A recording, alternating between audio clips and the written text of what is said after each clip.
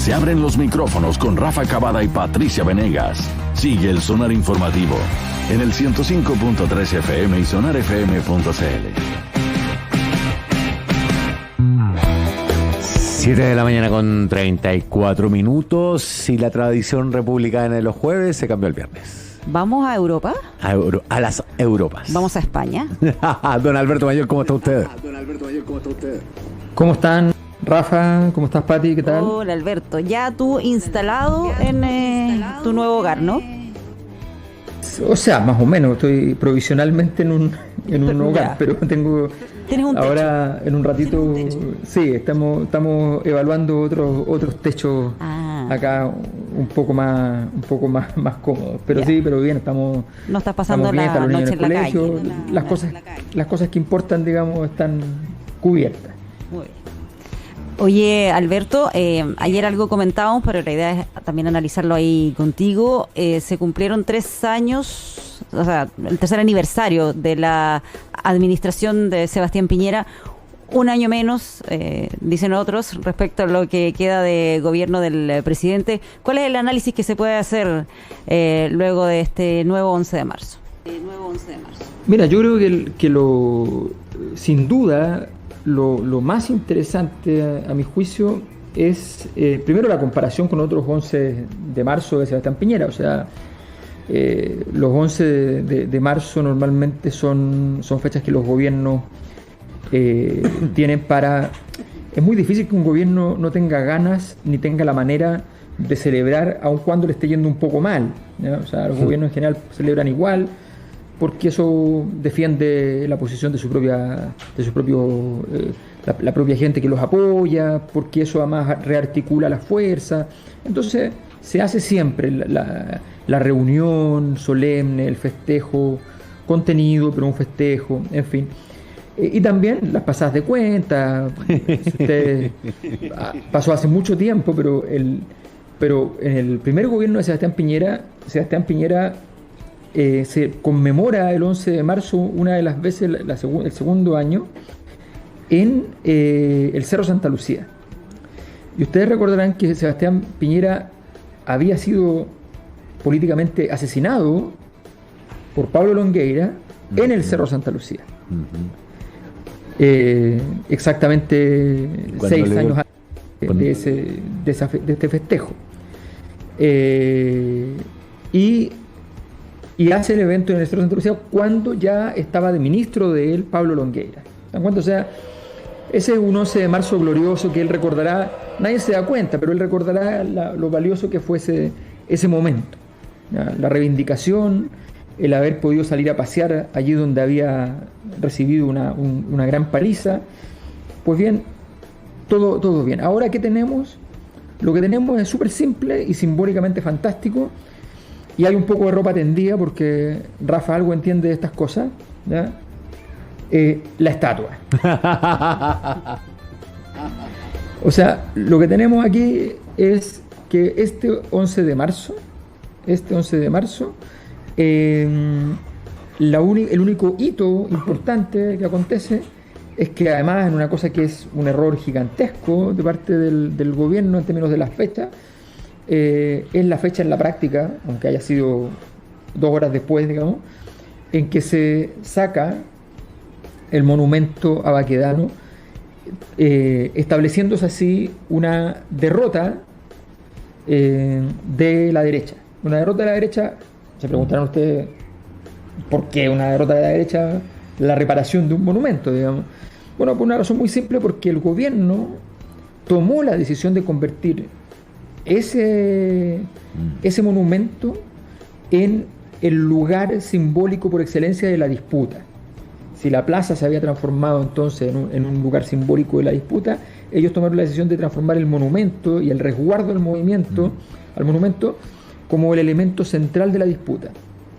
Y por tanto, lo primero que aquí hay un breve resumen histórico, pero los griegos tenían 2 formas de dirimir una batalla.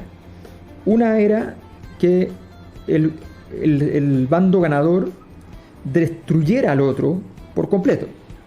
O sea, o mata a todo, o todo lo que no está muerto está en cautiverio. Vendió. O sea, esa es la forma.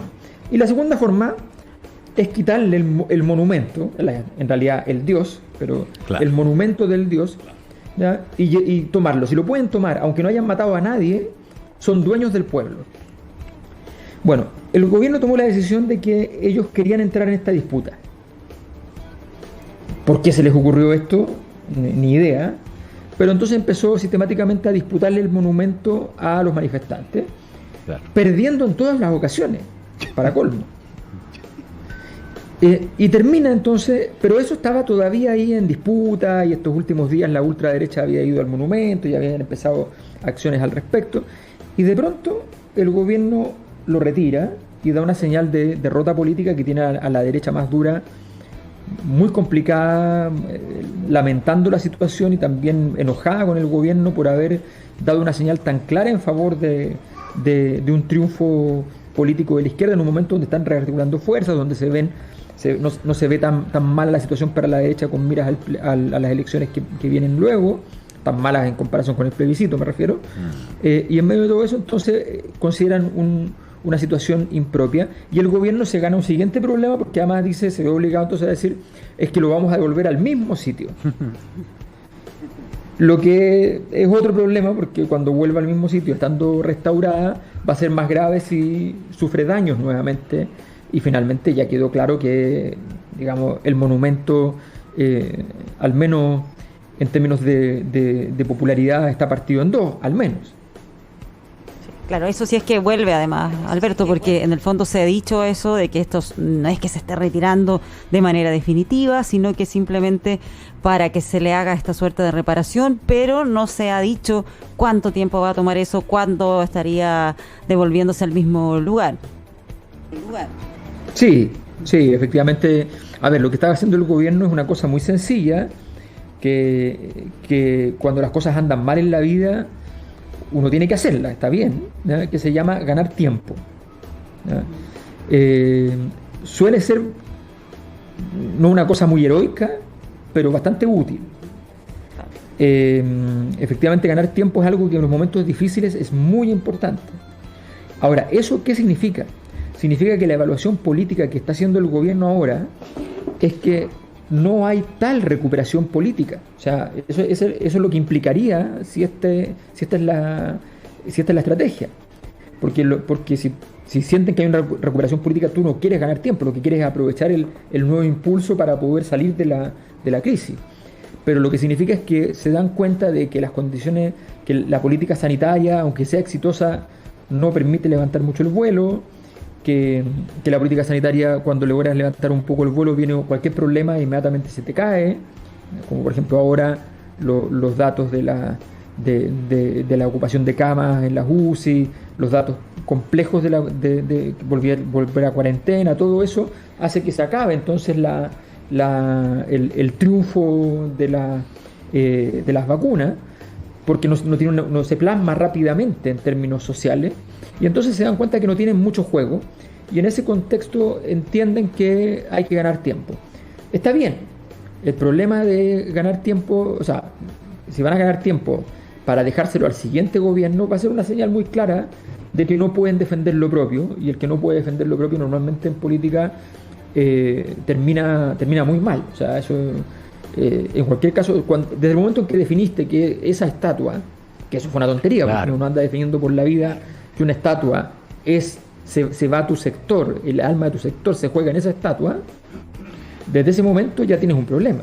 Claro, pero Alberto, me parece que lo que hubo ahí fue uno de los clásicos empecinamientos piñerísticos. Se empecinó con la estatua, se bajó a sacarse la foto del auto, hizo que la pintaran todos los días y movió el foco de atención de la plaza en su conjunto, la plaza como punto de reunión, en la estatua, que era pintada todos los días, mientras las estatuas de los alrededores están todas llenas de grafiti y cosas así, y nadie ha intentado destruirlas. Esto de pintar todos los días la estatua y el monumento de Baqueano lo convirtió en el blanco de todos los ataques y en el espacio simbólico por excelencia y en esta suerte de monumento cuya captura determina el vencedor de la batalla. Exactamente, o sea, a ver, recordemos simplemente que hace un par de meses atrás todavía el elemento distintivo del 18 de octubre era más bien la conversión del nombre del sector en Plaza Dignidad y entendiendo el concepto de plaza, el emplazamiento, el lugar. Claro. Y no, por tanto, el monumento. El monumento era un término bastante neutro, a tal punto que Baquedano fue un baquedano trans, fue un baquedano mapuche, claro. Fue un baquedano fue usado como una instalación artística en el fondo, y por tanto perdía el contenido político de aquello. La pintada en rojo incluso podría perfectamente pasar en cualquier país del mundo que un grupo artístico haga una intervención, ¿ya?, que tenga algún significado y no pasa mucho más, ¿me entiendes? O sea, esa es la situación. Pero el gran tema es que él toma la decisión de ir a la disputa, toma la decisión absurda, inútil, de ir a una disputa simbólica, alguien que además tiene en esa dimensión un pasivo enorme. O sea, claro. Sebastián Piñera es alguien que no sabe hacer disputas simbólicas. Él es una persona tosca desde el punto de vista de los símbolos. Es un animal operativo, no tiene el carácter ritual, no entiende eso. Por eso, cuando se va a parar a la plaza, al monumento, lo hace de pasada, ¿ya?, en una cosa sin reflexión alguna, intempestiva, dándose un gustito, sin reflexión respecto a cuál es el retorno, porque un monumento es un monumento. Si tú quieres honrar el monumento, no a ti, honrar el monumento, tienes que tener, digámoslo así, un espíritu sacerdotal. Claro. Pero eso no es Sebastián Piñera en absoluto. En las distinciones sociológicas de si Piñera en términos políticos se usa mucho como categoría, es un sacerdote, es un profeta o es un mago, ¿ya? La verdad es que más bien no cumple ninguna. Lo único que puede cumplir es decir que él es un gran empresario, ¿ya? Y en ese sentido está en otra dimensión. Entonces, eso no calza con él. Por lo tanto, efectivamente él se ganó este problema y termina este tercer año, y eso es lo que es más sorprendente. O sea, el tercer año de gobierno se conmemora, o en realidad se simboliza en la ausencia de una conmemoración además concreta, se conmemora a partir de una derrota tal, y es que se muere el gobierno al tener que sacar la estatua. Ese es el hecho. Recordemos una cosa, por eso decía que había ropa tendida respecto a Rafa, que Estados Unidos toma la decisión, y una decisión políticamente que funcionó, toma la decisión de que mientras no encontraban a Saddam Hussein, bastaba con derribar el monumento a Saddam Hussein, y con eso se daba por descontado la derrota política del líder. Sí, pues porque además ni siquiera era el monumento más importante, era el que estaba frente a las cámaras nomás. La transmitió esta toma griega del monumento adversario, transmitida a todo el mundo, hizo efectiva la derrota en términos mediáticos y morales, inmediatamente. De hecho, los soldados sanjoncenses salían corriendo. Exactamente. Entonces, y ese símbolo, observar un desplome, es la manera de decir estás derrotado. O sea, las formas físicas de construcción de la derrota del otro es un registro muy, muy específico, muy concreto. Es botarle algo al otro, o algo valioso, arriar su bandera, o construirle algo encima. Claro. Al estilo católico. Sí, claro. Entonces, donde estaba el templo X, druida, lo que sea, se pone una catedral y ya. Está claro. Nadie podría decir, es evidente, y esa es la gracia, es evidente que ha sido derrotado. Ahora, Alberto, ¿qué proyección se puede hacer para lo que va a ser este último año? ¿Cuáles son los temas que van a estar ahí tal vez en el centro de la discusión? Seguimos en pandemia, por lo tanto eso va a seguir siendo tema de gobierno, por lo menos yo diría hasta mediados de año, pero hay otras discusiones que se están dando en el Congreso, está el tema de las pensiones, no se ha logrado llegar a un acuerdo. ¿Qué proyección se puede hacer respecto a este último año? Mira, la verdad es que es bien difícil, porque no hay antecedentes de una situación equivalente, ¿no? Es bien extraña la situación. Lo que sí está claro son algunas cosas bien sencillas. Una que no se ha reparado mucho es que hoy día hay una discusión ya un poco más consolidada respecto al tema del tercer retiro. Y resulta que se nos olvida, ¿ya?, que el gobierno había hecho en la práctica una modificación constitucional oficiosamente a través de un recurso al Tribunal Constitucional. Hicieron en la práctica una modificación constitucional para evitar el tercer retiro. Y resulta que a nadie le ha importado la modificación que se hizo, y a nadie le ha importado el informe del Tribunal Constitucional. Entonces es interesante porque todo eso te demuestra que no están las condiciones para el gobierno para poder frenar nada que venga con cierto ímpetu, con cierta energía, con cierta inercia. Es imposible que lo pueda frenar.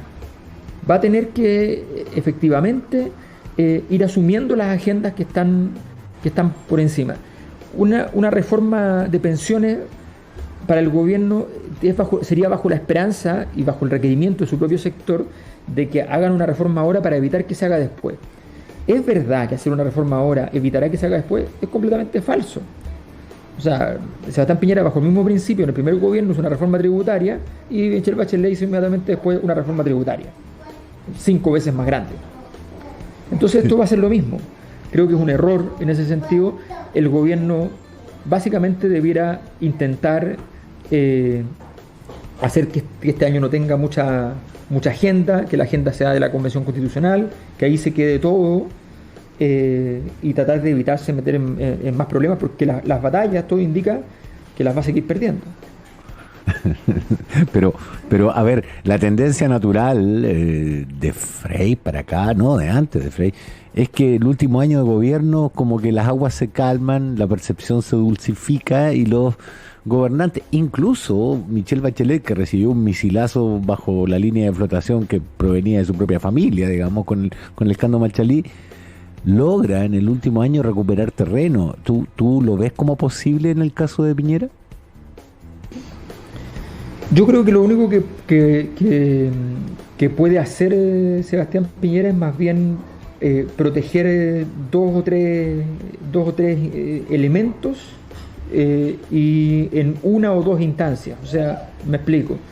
Puede proteger, yo creo que él tiene se ha tomado un mandato, que no sé si es conversado o no, pero sí se nota, por salvar Sanhattan, salvar el sector financiero, ¿ya? Sí. Que aplica el modelo. Eso se nota muy claramente en su actuar. Y uno de los medios que está ocupando mucho y que lo va a seguir ocupando son los medios que le provee los distintos tipos de tribunales. El Tribunal Constitucional, la Corte Suprema, ¿ya? Porque siente que allí tiene ciertas condiciones para poder, a través de los abogados integrantes, que son nombrados directamente desde el gobierno, a través de distintas figuras que permiten entrar en influenciar esa situación. Él está salvando los muebles de ese mundo, ¿ya? Porque ese mundo, si ese mundo se llegase además a sentir indignados con él, a él le significaría una pérdida económica importante. O sea, no hay que ser ingenuo. A nadie, yo sé que a nadie le sirven demasiado en realidad $3.000 millones porque no se pueden gastar, pero perder $1.000 millones a todos les importa de sobremanera. Yo nunca he perdido $1.000 millones, pero no entiendo muy bien la situación, ¿no? Pero a todos les importa de sobremanera. Entonces él entiende que ese mundo tiene que estar salvaguardado.